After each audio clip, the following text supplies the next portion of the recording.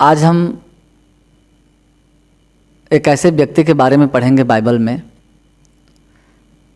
जो परमेश्वर के आशीष को खरीदने चला था, परमेश्वर के वरदान को खरीदने चला था और अंत में वो श्रापित भी हुआ। हालांकि उसने परमेश्वर से माफ़ी भी मांगा, अपना गलती का पश्चाताप भी किया।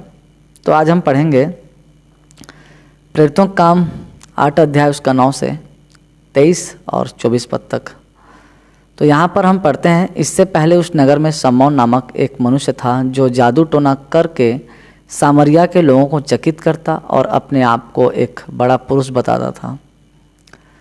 तो सामरिया नगर में एक शमौन नाम का जादूगर था। वो जादू टोना करता था और लोगों को चकित कर देता था, जैसे पत्थर को लड्डू बना देना, रुमाल को कबूतर बना देना और बहुत सारे चकित होने वाले काम।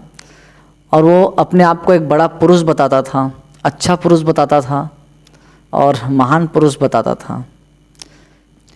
छोटे से बड़े तक सब उसका सम्मान कर कहते थे, यह मनुष्य परमेश्वर की वह शक्ति है जो महान कहलाती है। अब सामरिया नगर में जितने भी मनुष्य थे, छोटे बड़े जितने भी, सब लोग कहते थे कि भाई ये जो शमौन जादूगर है, सचमुच इसके पास परमेश्वर की कोई शक्ति है कि इतने सारे आश्चर्य के काम कर रहा है और इसके पास परमेश्वर की महान शक्ति है। उसने बहुत दिनों से उन्हें अपने जादू के कामों से चकित कर रखा था, इसलिए कि वे उसको बहुत मानते थे। और बहुत दिन से वो शमौन जादूगर सामरिया नगर में था और बहुत दिन से वो लोगों को चकित करके रखा था, इसलिए बहुत सारे लोग उसका बहुत सम्मान करते थे, उसका बड़ा आदर करते थे। परंतु जब उन्होंने फिलिप्पुस का विश्वास किया जो परमेश्वर के राज्य और यीशु के नाम का सुसमाचार सुनाता था, तो लोग क्या पुरुष क्या स्त्री बपतिस्मा लेने लगे। कुछ दिनों के पश्चात उसी सामरिया नगर में प्रभु यीशु का दास फिलिप्पुस वहाँ पहुँचा और वो परमेश्वर के राज्य का प्रचार करने लगा, लोगों को यीशु मसीह का सुसमाचार सुनाने लगा। तो फिलिप्पुस जब सुसमाचार सुनाता था तो बहुत सारे अचंभे के काम होते थे। बहुत सारे जो रोगी थे वो ठीक हो जाते थे, बहुत सारे जो कोढ़ी थे वो शुद्ध हो जाते थे। ऐसे अद्भुत और आश्चर्य के काम जब शमौन ने देखा तो उसने कहा, भाई मैं तो पत्थर को पैसे बना देता हूँ, पैसे को लड्डू बना देता हूँ, किसी को हवा में गायब कर देता हूँ, लेकिन इससे लोगों को कोई फ़ायदा नहीं हो रहा था। और ये फिलिप्पुस जो सुसमाचार सुना रहा है यीशु के नाम का, इससे तो लोग चंगे हो रहे हैं, इससे लोगों को फ़ायदा हो रहा है। और इसे देखकर शमौन जादूगर बहुत घबरा गया, अपने आप में एक प्रकार से भयभीत हो गया और वो स्वयं फिलिप्पुस के साथ हो लिया। यहाँ पर हम पढ़ते हैं, तो लोग क्या पुरुष क्या स्त्री बपतिस्मा लेने लगे। तो फिलिप्पुस के सुसमाचार को जितने भी लोग सुनते थे वो सब यीशु मसीह के नाम में बपतिस्मा लेने लगे। तब शमौन ने स्वयं भी विश्वास किया और बपतिस्मा लेकर फिलिप्पुस के साथ रहने लगा। और वही शमौन जादूगर जो पहले लोगों को भरमा के रखता था, जो अपने आप को परमेश्वर का महान शक्ति कहता था, जो अपने आप को बहुत बड़ा पुरुष बताता था, तो सामरिया के कुछ लोग भी कहते थे कि इस शमौन जादूगर में परमेश्वर की कोई शक्ति है, इसलिए ये आश्चर्य कर्म कर रहे हैं, ये चकित होने वाले काम कर रहे हैं। वही शमौन जादूगर प्रभु यीशु मसीह के सुसमाचार को सुनकर अपने जीवन को बदला। वो रीजनल आश्चर्य कर्म देखता था कि यहाँ केवल यीशु के नाम में लोग चंगाइयाँ पा रहे हैं, यहाँ केवल यीशु के नाम में लोग ठीक हो रहे हैं,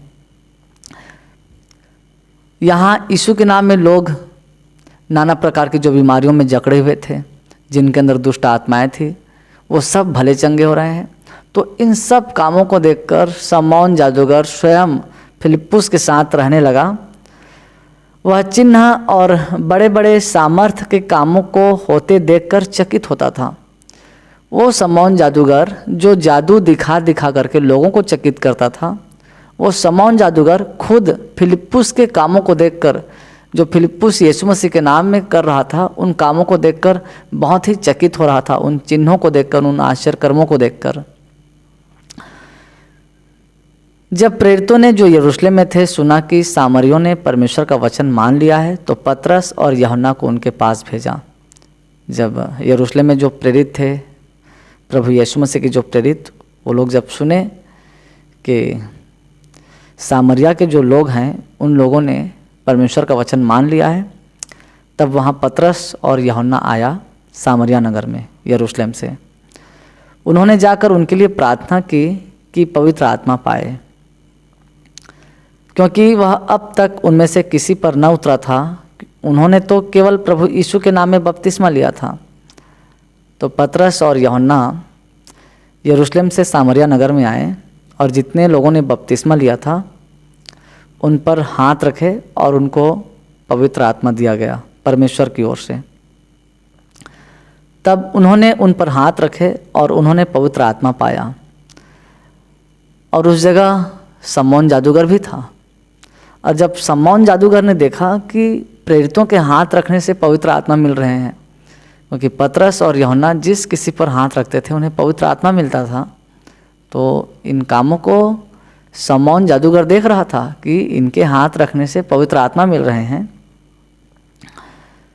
जब शमौन ने देखा कि प्रेरितों के हाथ रखने से पवित्र आत्मा दिया जाता है, तो उनके पास रुपया लाकर कहा, यह अधिकार मुझे भी दो कि जिस किसी पर हाथ रखूं वह पवित्र आत्मा पाए। और शमौन जादूगर ने तो बहुत सारे पैसे कमा लिए थे और उसने पैसे का एक बहुत बड़ा गट्ठा, सोना चांदी रुपए पैसे इकट्ठे करके उसको एक गट्ठा बनाया और पतरस और यूहन्ना के पास लाकर पतरस और यूहन्ना को देता है कि ये लो भाई, बहुत सारे पैसे, बहुत सारे रुपये, इसमें बहुत सारे सोना और चांदी है और इसे रख लो और मुझे ये वरदान दो कि मैं भी जिस किसी के ऊपर हाथ रखूं उन्हें पवित्र आत्मा मिले। मतलब शमौन जादूगर परमेश्वर के वरदान को, परमेश्वर की आशीष को खरीदना चाहता था। इस पर पतरस कहता है, पतरस ने उससे कहा, तेरे रुपये तेरे साथ नष्ट हो, क्योंकि तूने परमेश्वर का दान रुपयों से मोल लेने का विचार किया। इस बात में न तेरा हिस्सा है न भाग, क्योंकि तेरा मन परमेश्वर के आगे सीधा नहीं। पतरस तुरंत डांटता है शमौन जादूगर को और कहता है कि तेरे रुपये तेरे साथ नष्ट हो, क्योंकि तूने जो परमेश्वर का दान है इसे पैसे से खरीदने का विचार किया है। मतलब तू भी नष्ट हो और तेरा पैसा भी नष्ट हो। और इस वरदान में, इस दान में न तेरा हिस्सा है न कुछ भाग है, क्योंकि तेरा मन जो है परमेश्वर के आगे सीधा नहीं है। तेरे मन में एक कड़वाहट है, एक पित्त है, परमेश्वर के प्रति सच्चा प्रेम नहीं है। इसलिए अपने इस बुराई से मन फिराकर प्रभु से प्रार्थना कर, संभव है तेरे मन का विचार क्षमा किया जाए, क्योंकि मैं देखता हूँ कि तू पित्त किसी कड़वाहट और अधर्म के बंधन में पड़ा है। शमौन ने उत्तर दिया, तुम मेरे लिए प्रभु से प्रार्थना करो कि जो बातें तुमने कही उनमें से कोई मुझ पर ना आ पड़े। इन बातों को जैसे ही शमौन जादूगर सुनता है कि पतरस उसे डांट रहा है और वो बताता है कि उनकी गलतियों को, अर्थात पतरस शमौन की गलतियों को बताता है कि तेरा मन में कड़वाहट भरा है, पित्त किसी कड़वाहट। तो शमौन जादूगर पतरस से कहता है कि मेरे लिए प्रभु से प्रार्थना करना कि कोई भी ऐसी बातें मुझ पर ना पड़े कि मेरे जीवन की हानि हो। और स्वयं भी शमौन जादूगर परमेश्वर से प्रार्थना करके पश्चाताप करता है। ठीक आज इसी प्रकार से कई लोग परमेश्वर के आशीष को, परमेश्वर के वरदान को खरीदने की कोशिश करते हैं। कई लोग परमेश्वर के आशीष और परमेश्वर के दान को बेचने की कोशिश करते हैं। कुछ लोगों का ये कहना है कि हम कुछ पैसे दे देंगे और हम पास्टर से या फिर प्रचारक से प्रार्थना कराएंगे और उससे हम चंगाई पा जाएंगे। तो कुछ पास्टर ऐसा करते भी हैं कि भाई हमें पैसे दो फिर हम तुम्हारे लिए प्रार्थना करेंगे। तो ये बिल्कुल सही नहीं है। परमेश्वर का आशीष कभी भी पैसों में नहीं बिकता है। परमेश्वर का आशीष मिलता है परमेश्वर से प्रेम करने में, परमेश्वर के मार्ग पर चलने में मिलता है। अब ये बात अलग है कि कुछ लोग स्वेच्छा से देना चाहते हैं, वो बात अलग है। कुछ लोग अपनी मर्जी से कुछ भेंट दे रहे हैं परमेश्वर को या फिर प्रचारक को, तो इसमें कोई गलत नहीं है। लेकिन जो ये कह के देता है कि ये लो पैसे और हमारे लिए प्रार्थना करो, परमेश्वर से आशीष मांगो और हमें चंगाई मिल जाएगा। तो ऐसे लोग जो परमेश्वर के आशीष को खरीदना चाहते हैं वे सब श्राप के अधीन हैं। दूसरी बात, जो लोग पैसे लेकर प्रार्थना करते हैं, अर्थात तुम मुझे पैसे दोगे तो मैं तुम्हारे लिए प्रार्थना करूंगा, तो जो लोग पैसे लेकर परमेश्वर के आशीष को बेचना चाहते हैं या फिर बेच रहे हैं, वे भी अधर्म के बंधन में पड़े हैं, चाहे वो प्रचारक हो या फिर विश्वासी हो। कुछ लोग बपतिस्मा को भी बेच रहे हैं। कुछ लोगों का कहना है कि मैं आपको बपतिस्मा दूंगा तो आपको पैसे देने पड़ेंगे, इतने इतने पैसे लगते हैं। तो ऐसे प्रचारक, ऐसे पास्टर श्राप के अधीन में हैं, जो पैसे को लेकर उद्धार को बेचना चाहते हैं। क्योंकि परमेश्वर का उद्धार हमारे लिए मुफ्त है, परमेश्वर ने इसे हमें मुफ्त में दिया है, इसलिए हम इसे मुफ्त दें, हम इसे कभी बेचें मत। ये बात अलग है कि हम किसी को बपतिस्मा दे रहे हैं और कोई स्वेच्छा से, अपनी इच्छा से देना चाहता है, तो ये बात अलग है कि वो अपने मर्जी से दे रहा है।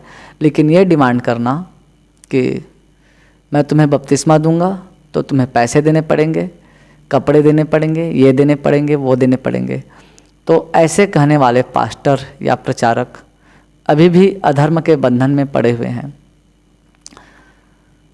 कुछ लोग सुनने में आता है ऐसे भी हैं कि जो बपतिस्मा का, उद्धार का सर्टिफिकेट देते हैं और उसे बेचते भी हैं। तो जो भी बपतिस्मा का सर्टिफिकेट बेचता है वो भी अभी भी अधर्म के बंधन में पड़ा है। उसके मन और हृदय में कड़वाहट है, एक पित्त है।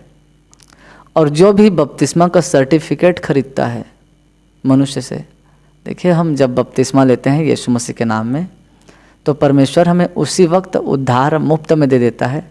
हमें किसी कागज़ के टुकड़े की आवश्यकता नहीं है, किसी सर्टिफिकेट की आवश्यकता नहीं है। परंतु यदि हम इसे खरीद रहे हैं पैसे देकर, सर्टिफिकेट को, उद्धार के सर्टिफिकेट को, तो हम श्राप के अधीन में हैं, हम अधर्म के बंधन में पड़े हैं।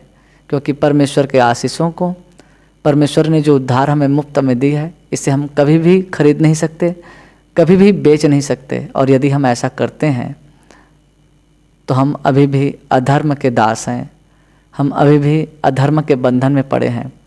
इसलिए हम सच्चाई को जानने की कोशिश करें। परमेश्वर का आशीष, परमेश्वर का उद्धार कभी भी पैसों में नहीं बिकता है। हम किसी के लिए प्रार्थना करते हैं तो उससे पैसे की डिमांड कभी न करें। यदि हम ऐसा करते हैं तो हम श्राप के अधीनता में हैं, हम अधर्म के बंधन में पड़े हैं। हम सबके लिए प्रार्थना करें, सबके लिए दुआ करें। और कोई अपनी मर्ज़ी से देना चाहता है तो इसमें कोई गलत बात नहीं है, कोई अपनी मर्ज़ी से दे रहा है तो। लेकिन हम किसी पर दबाव बना रहे हैं कि जो मुझे पैसे देगा उसके लिए मैं प्रार्थना करूंगा, और जो मुझे पैसे नहीं देगा उसके लिए मैं प्रार्थना नहीं करूंगा। तो ऐसे प्रचारकों से आप दूर हो जाइए, ऐसे पास्टरों से आप दूर हो जाइए। क्योंकि लालची पास्टर के अंदर में लालच भरा होता है, परमेश्वर का ज्ञान नहीं।